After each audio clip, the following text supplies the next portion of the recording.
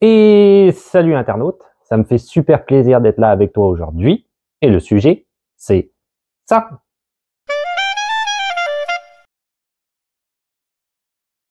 Alors aujourd'hui, une vidéo sur l'achat d'un véhicule ici au Canada. Donc c'était déjà une vidéo qui existait sur ma chaîne YouTube et qu'il est temps, comme les dernières vidéos qui ont vu le jour d'ailleurs, de réactualiser. Beaucoup de choses ont évolué depuis ces dernières années. Donc, on va aller regarder ça ensemble. C'est une vidéo quand même assez exhaustive. Je vais reprendre d'abord la manière d'acheter un véhicule ici au Canada, donc les différents types de financement, etc. On va partir là-dessus d'un point de vue économique.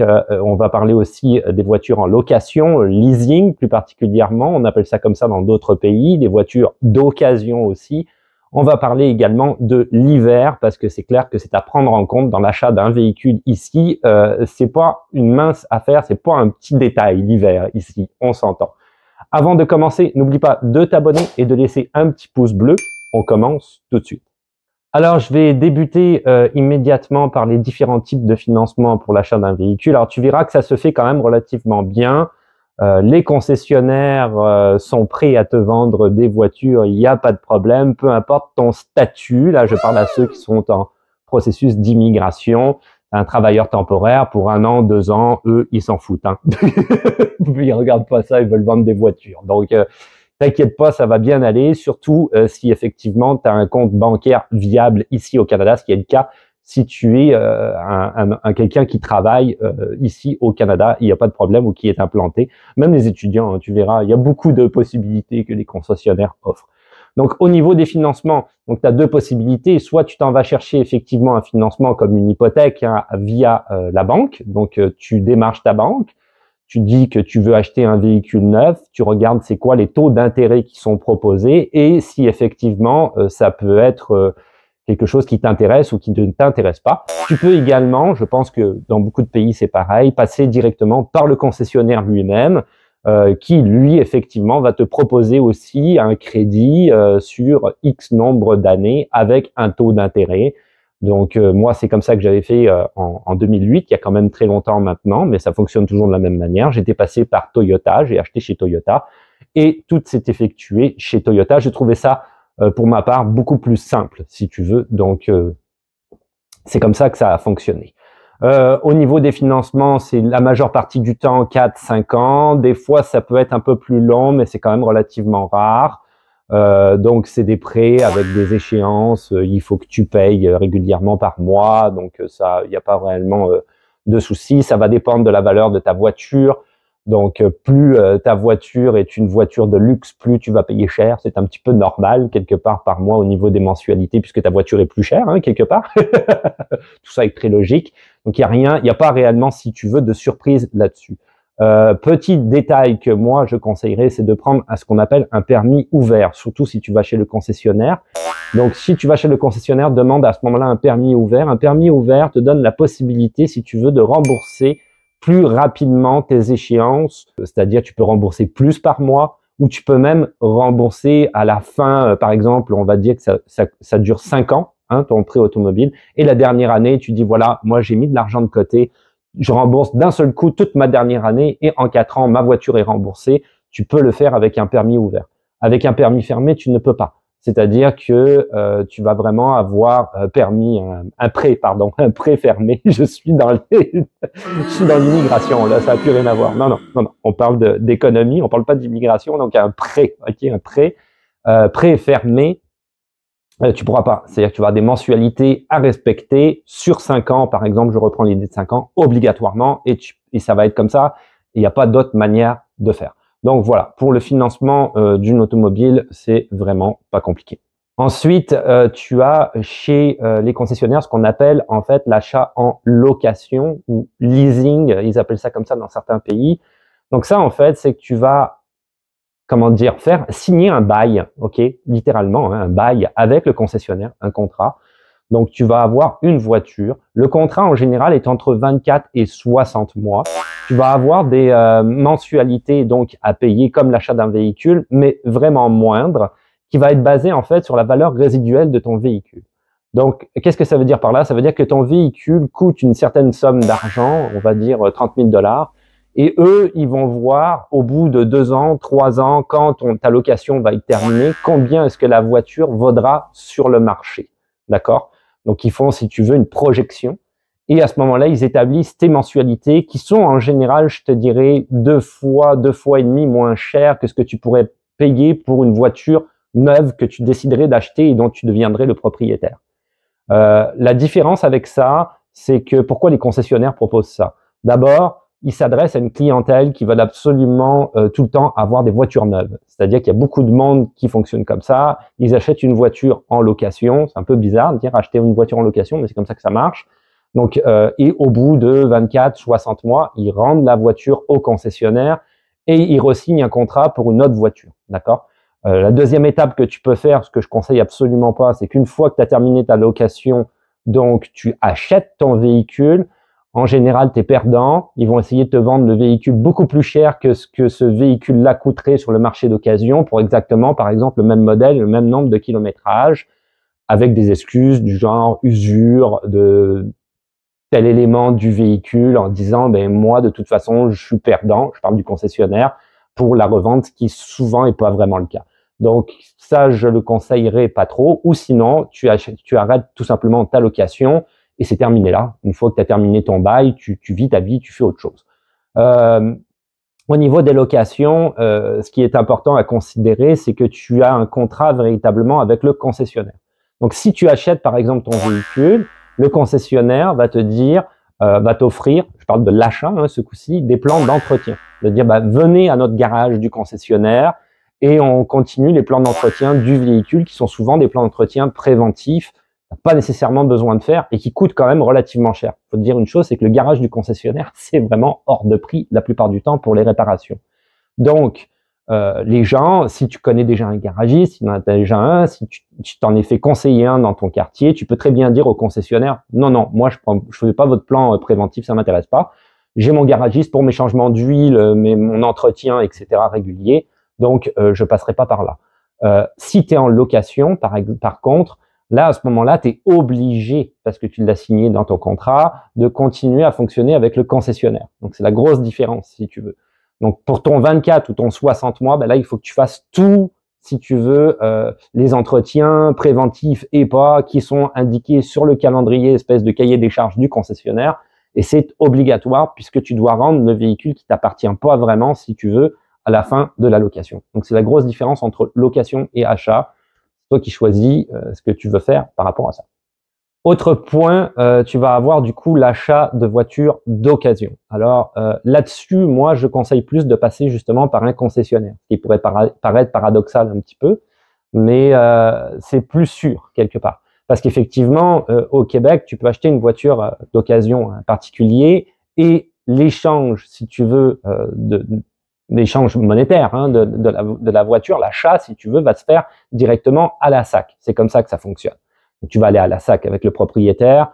Devant le commis de la SAC, tu vas signer, il y a eu une entente, le prix du véhicule étant, lui, il regarde, il remet les plaques d'immatriculation, il voit pour que l'argent a été, que la manière de faire s'est bien passée, pas de problème, il change du coup le nom du propriétaire par rapport au véhicule, etc., etc.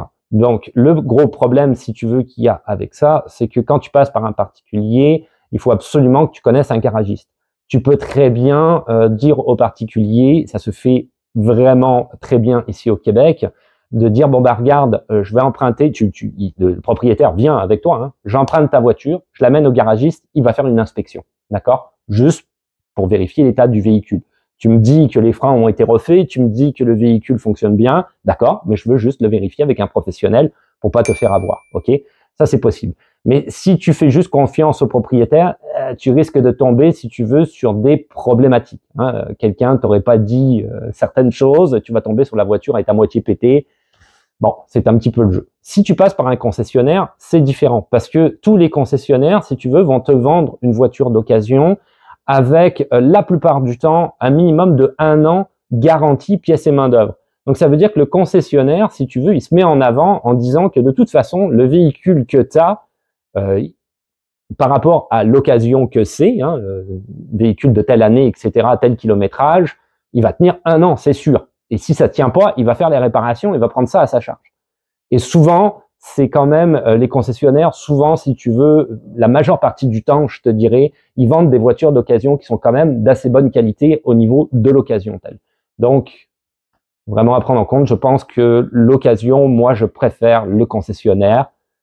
Mais si tu connais un garagiste, tu peux passer aussi par un particulier. Alors, au niveau de l'achat du véhicule par rapport à l'hiver, il faut tenir compte de l'hiver ici au Québec, c'est très important. Si tu es en location, il n'y a pas de problème. Si tu veux, le concessionnaire va tout te fournir, ton équipement, tes pneus neige, etc. Il n'y aura pas de problème avec ça puisqu'il veut garder la voiture en bon état. Mais pour les voitures d'occasion, comme pour les voitures neuves que tu achèterais, si tu vas, on va prendre l'exemple de la voiture neuve au concessionnaire, surtout dans le prix d'achat du véhicule, spécifie bien que tu veux des pneus d'hiver. Parce que sinon, il va falloir les racheter encore. Alors que là, ça va, si tu veux, ça va passer sur tes mensualités. Donc, ça va être plus facile pour toi de voir combien le véhicule va te coûter réellement. Tu demandes des pneus d'hiver, tu demandes que tes pneus soient montés sur des roues. Ça, c'est très important parce que sinon, lui, il fera pas l'effort, si tu veux, de te dire, mais il faudrait qu'il y ait des roues, etc. Non, parce qu'il veut toujours vendre davantage par après, éventuellement. Parce que sinon, il va falloir que tu ailles chez le garagiste ou chez le concessionnaire et qu'il déchappe et réchappe les pneus à chaque fois, qu'il les enlève et ça va coûter beaucoup plus cher pour faire changer tes pneus. Et aussi, tu peux pas le faire toi-même. Il y a certaines personnes qui aiment le faire soi-même pour effectivement des soucis d'économie. Alors, demande vraiment des pneus neige montés sur des roues, ok. Surtout si tu l'achètes l'été, peut-être ça ne viendra pas en tête les pneus neige, mais demande-les et qu'ils soient associés, si tu veux, au prix global de la voiture pour te donner une idée de combien ça va te coûter quand même en bout de ligne. Parce que de toute façon, si tu achètes ta voiture neuve et que tu n'as pas de pneus neige, il va falloir que tu les achètes après. Tu comprends? Donc c'est ça un petit peu l'idée. Des éléments comme le déflecteur en avant, moi j'en ai un sur ma voiture, la plupart des gens en ont. Pourquoi c'est important? Ça pourrait paraître vraiment idiot. C'est un petit bout de plastique qui est sur ton capot qui coûte une centaine de dollars, peut-être un peu plus. Tu peux demander au concessionnaire de le faire poser, ok, directement sur ta voiture neuve. Si tu as une voiture d'occasion, tu peux aller en acheter un et demander à ce moment-là au garagiste de le faire poser aussi. Ça peut aussi être une idée. Parce que ici, les routes sont dans des états pitoyables au Québec, on va pas se mentir. Et puis, tu vas avoir énormément de petits cailloux, de petits graviers, ce genre de choses-là sur les routes parce que c'est des abrasifs, effectivement, pour éviter de glisser, etc. Il peut y en avoir un petit peu partout. Il y a des projections qui s'effectuent, si tu veux, à cause du camion qui est en avant de toi ou du pick-up ou des grosses roues, de la voiture qui est en avant de toi sur l'autoroute. Et ça va aller directement sur ton pare-brise. Ça peut être vraiment dangereux. Avec le déflecteur, ça passe au-dessus du pare-brise. C'est con à dire, c'est un petit détail, mais c'est super important et ça peut te faire pas mal d'économies. Dernier point très important, le traitement à l'huile pour les voitures. Alors ça, c'est pas à négliger. Donc il y a Entretien Métropolitain, par exemple, qui existe une grosse chaîne ici au Québec qui a pignon sur rue pour faire l'entretien à l'huile, c'est-à-dire qu'on va projeter de l'huile sur l'intégralité de ton véhicule, vraiment 360 au-dessus et en dessous, une fine couche d'huile qui va le protéger ton véhicule, si tu veux, contre la rouille à cause de l'eau, à cause du sel, à cause de la neige, d'accord? Donc tout ça, contribue à rouiller grandement ton véhicule. Je suis bien placé pour t'en parler. Mon véhicule est très vieux. Malheureusement, en dépit des traitements à l'huile, maintenant il est attaqué par la rouille sévèrement. Donc tu vois que ça aussi c'est très important. Fais-le, c'est une fois par année. Fais-le. Si tu l'achètes neuve, il va y avoir un traitement à l'huile qui va être donné. C'est toujours comme ça chez le concessionnaire. Donc tu es libre pour au moins la première année. Chaque année, va à Métropolitain. Pour moi, c'est trop tard malheureusement, mais va à Métropolitain, fais un traitement à l'huile, ça va augmenter la durée de ton véhicule et éviter d'avoir des coûts de réparation à cause de la rouille, tu vas perdre une roue ou quoi, ça serait vraiment dommage. Alors, toujours par rapport à l'hiver, et effectivement, il y a deux choses par rapport à l'hiver. D'abord, ta conduite, il faut vraiment que tu fasses attention ici au Québec. Les routes sont super mal faites, il y a des trous partout, des gros trous. J'ai déjà pété plusieurs roues, et je parle pas du pneu, je parle de la roue au complet dans des trous. C'est littéralement des nids de poules qui deviennent des crevasses, quoi. Donc, faut vraiment que tu fasses attention, que tu sois vigilant par rapport à ça. Ça veut dire également que entre l'hiver et les routes qui sont vraiment mauvaises, parce que souvent ils vont les réparer, si tu veux, en mettant des petites patchs d'asphalte comme ça. Donc, au fur et à mesure, ça devient tout bosselé, troué, bosselé. Ça contracte et ça dilate, tout dépendant de l'été et de l'hiver. Je parle de l'asphalte. Donc, ça fait vraiment des routes épouvantables. La durée de vie de ton véhicule, c'est sûr qu'il en prend beaucoup plus plein la gueule. Plus, évidemment, l'hiver. L'hiver, les froids, la neige, l'eau, avec les changements climatiques. je veux dire, ton véhicule, il en prend vraiment plein la gueule. Donc, à partir de là, il faut vraiment que tu choisisses quelle gamme de véhicules tu voudrais avoir. Et dans les marques de véhicules, effectivement, il y a des marques qui ressortent en haut, si tu veux, comme étant de meilleure qualité ici au Québec, par rapport à d'autres marques qui le sont beaucoup moins. Donc, tout ce qui est japonais ici, Honda, Toyota, Mitsubishi, Hyundai ou Hyundai, je sais plus comment on dit, les deux manières de dire, c'est coréen, il me semble. Ces marques-là sont des marques vraiment fiables, qui résistent à l'hiver, qui fonctionnent très très bien ici. Les deux premières étant Toyota et Honda. Beaucoup de monde ici vont acheter Toyota et Honda et vont être particulièrement contents avec ces marques-là. Moi, j'étais chez Toyota. Mon beau-père a été chez Toyota et il n'a quasiment jamais eu de problème mécanique à part des bris mécaniques d'entretien. Tes freins sont usés, il faut les changer. C'est normal, c'est l'usure du véhicule. Mais je veux dire, en termes de bris mécaniques, ça va quand même vraiment bien. Bon, moi, j'ai eu des grosses réparations dernièrement, mais même chose, c'était l'usure du véhicule. Ok, le véhicule date de 2008 et c'est que maintenant que j'ai fait des réparations en 2024. Donc, il a passé pas mal d'hiver et il est passé vraiment au travers ce véhicule-là. Ça, c'est des marques, si tu veux, qui réellement il faut prendre en compte. C'est des très bonnes marques et ça fonctionne très très bien avec l'hiver. Les marques les moins bonnes, je te dirais ici, c'est pas mal Volkswagen, c'est plus ou moins bon. Et en bout de ligne, en bas, General Motors et Ford, qui sont des marques nord-américaines, sont très paradoxalement et très bizarrement, sont très mal conçues pour l'hiver canadien. Je ne sais pas pourquoi, parce qu'il y a l'hiver aussi en Amérique du Nord, hein, toute la partie nord, si tu veux, qui est proche de chez nous, Massachusetts, etc., Maine. L'état du Maine, mais c'est pas des véhicules, c'est des véhicules qui souvent vont souffrir de bris mécaniques après la première ou la deuxième année d'achat. C'est quand même assez rapide, donc vraiment c'est pas très conseillé, je te dirais quelque part. Tous les gens qui ont eu ces véhicules-là que j'ai connus ont tous eu des problèmes avec, sans exception. Ok. Et après ça, encore après ça, tu as toutes les gammes de luxe qui existent partout dans le monde, comme Mercedes par exemple. Tesla aussi en fait partie. Tesla sont des très bons véhicules, mais il faut avoir de l'argent. Il y a effectivement, mes voisins en ont et ils ont jamais de soucis avec. Bon, là on est dans des gammes différentes. C'est à toi à te renseigner. On est dans la voiture de luxe, donc c'est au niveau de la bourse, c'est plus pareil, hein, au niveau du prix et au niveau du suivi du concessionnaire, c'est pas du tout la même chose non plus. Alors pour ce qui en est du garagiste, j'en ai déjà parlé à de multiples reprises sur mes réseaux sociaux pour différents sujets. N'oublie pas qu'il existe le fameux Facebook Spotted, ok? Donc, tu mets en fait l'endroit où tu vis, ensuite Spotted. Donc, moi, c'est Pointe-aux-Trembles Spotted. Il va exister, voilà, les différents arrondissements à Montréal Spotted, différentes villes, différents villages, différentes parties de la ville de Québec, par exemple, avec Spotted en arrière. Et tu vas tomber sur une page Facebook qui est dédiée à l'endroit où tu vis.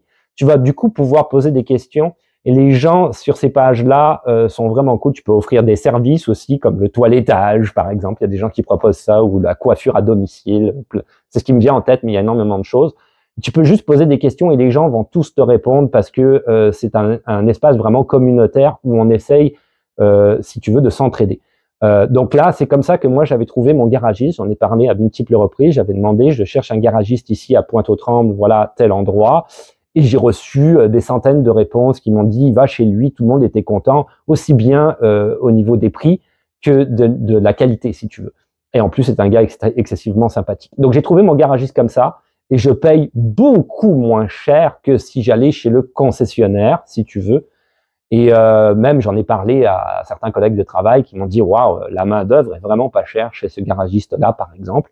Donc, je suis quand même relativement content. Donc, si tu cherches un garagiste, si tu cherches n'importe quoi même, là on parle de garagiste parce qu'on parle d'auto, Spotted, Facebook, ok, pour l'endroit de ton quartier, n'hésite pas à poser des questions et tu vas pouvoir, c'est vraiment une mine d'or, cette page Facebook-là, tu vas pouvoir trouver plein de choses dans ton quartier, des questions auxquelles tu te poserais et être quand même assez confiant, si tu veux, pour le garagiste, par exemple, de te présenter chez quelqu'un qui ne sera pas un arnaqueur et de beaucoup économiser versus le concessionnaire qui coûte une petite fortune pour vraiment rien. Je terminerai finalement avec la reprise de l'automobile. Alors, je déconseille vivement de passer par un concessionnaire si tu veux vendre ton auto.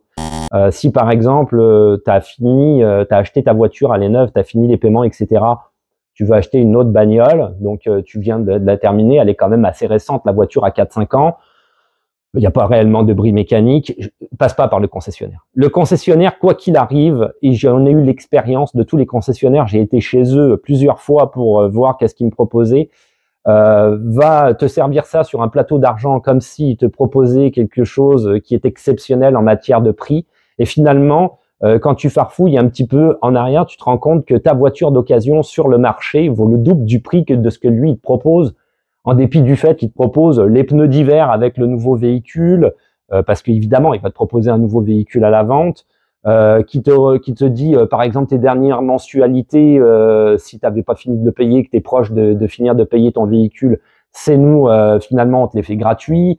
Voilà, avec tout ce qu'il va te proposer, si tu veux, tu fais ton calcul et tu verras que de toute façon, tu n'es vraiment pas gagnant. Lui, non seulement, il te revend un véhicule, mais en plus, la voiture d'occasion qui te rachète, il va la vendre le double du prix de ce qu'il te la rachète. Donc non, c'est des voleurs à ce niveau-là, j'ai pas honte de le dire. Non, ne vends pas ta voiture à un concessionnaire. Là-dessus, la seule solution qui te reste, c'est de la vendre à un particulier. Et ça rejoint un petit peu ce que je te disais. Alors, il existe plein de sites internet que tu vas trouver, comme Kijiji par exemple en fait partie, où tu vas pouvoir effectivement vendre ta voiture, mettre une annonce pour vendre ta voiture d'occasion. Il n'y a pas de problème avec ça. Même Marketplace, ils le font sur YouTube, pas YouTube, Facebook, pardon. Donc, tu as plein d'endroits, en tout cas, tu vas trouver très facilement pour ça. Bon, après ça, c'est sûr que tu peux tomber sur un particulier, effectivement, comme je le disais en début de vidéo, qui dit « j'ai besoin de faire une inspection chez le garagiste ». Ça, c'est complètement normal, ça se fait très bien. C'est une cinquantaine de dollars que le gars va payer chez le garagiste. Bon, voilà, il inspecte le véhicule, il va regarder l'état des freins, il va regarder l'état de tout ça, il va dire « bon, ben voilà, il y a une usure plus ou moins normale du véhicule ». Les freins sont à 50% par exemple, donc pas de souci pour l'achat du véhicule. Et voilà, il n'y a pas de piège, si tu veux, en arrière de la vente de ce véhicule sur lequel l'acheteur pourrait tomber. Donc voilà, moi c'est ça que je conseille. Si tu vends ton véhicule pas chez le concessionnaire, vends-le directement à un particulier. Et ensuite, ça se passe à la SAC avec le particulier. Tu prends rendez-vous et ça se fait très très bien aussi, il n'y a pas de problème. Tu prends rendez-vous à la SAC, tu regardes sur Internet. Pareil pour la vente d'un véhicule, ça se fait très bien aussi. Et voilà, c'est tout pour aujourd'hui. Donc, c'était cette vidéo sur l'achat d'un véhicule ici au Canada. Va sortir très bientôt, je ne sais pas trop encore quand je vais la faire, mais une vidéo sur la location d'auto également. Il y a beaucoup de choses qui ont évolué dans le domaine de la location et j'ai trouvé quelques petites astuces que j'estime cool à partager, surtout au niveau qualité-prix pour la location d'auto. Donc, je vais partager ça avec toi dans pas long. Pour le reste, tu peux me retrouver sur les réseaux sociaux, ce qui comprend Instagram, TikTok, Twitch peut-être un jour et Facebook. La chaîne YouTube qui est toujours très très active, ça reste mon réseau social principal. Donc tu vas trouver les YouTube Live sous forme de rediffusion qui sont toujours présents sur ma chaîne. Est-ce que je vais revenir en live bientôt? Je ne sais pas, ça dépend de ma vie personnelle / professionnelle. Pour le moment, j'ai pas le temps. Peut-être que ça va débloquer à un moment donné, donc je dis jamais non. Quand, je sais pas. Pour YouTube, il y a aussi les shorts où tu vas retrouver, si tu veux, comme ça, un petit peu ma vie, la vie quotidienne, le Canada, des processus d'immigration. Je filme des petits bouts d'école en ce moment, donc je filme de la météo, plein de choses, des opinions, des idées, etc. YouTube en tant que tel, avec beaucoup de vidéos qui sortent de manière assez régulière sur beaucoup de contenus, toujours en rapport avec le Canada, dans son entièreté, on va dire, quand même, la vie quotidienne, etc., mais aussi des processus d'immigration. Après, n'oublie pas de t'abonner et de laisser un petit pouce bleu, c'est super important pour l'algorithme. Et là-dessus, on se dit à la revoyure. Ciao, bye. J'ai soufflé parce que j'ai refait ma conclusion genre 5 fois, j'arrive pas à parler aujourd'hui. Je m'en mêle dans mes idées. Des fois, c'est comme ça.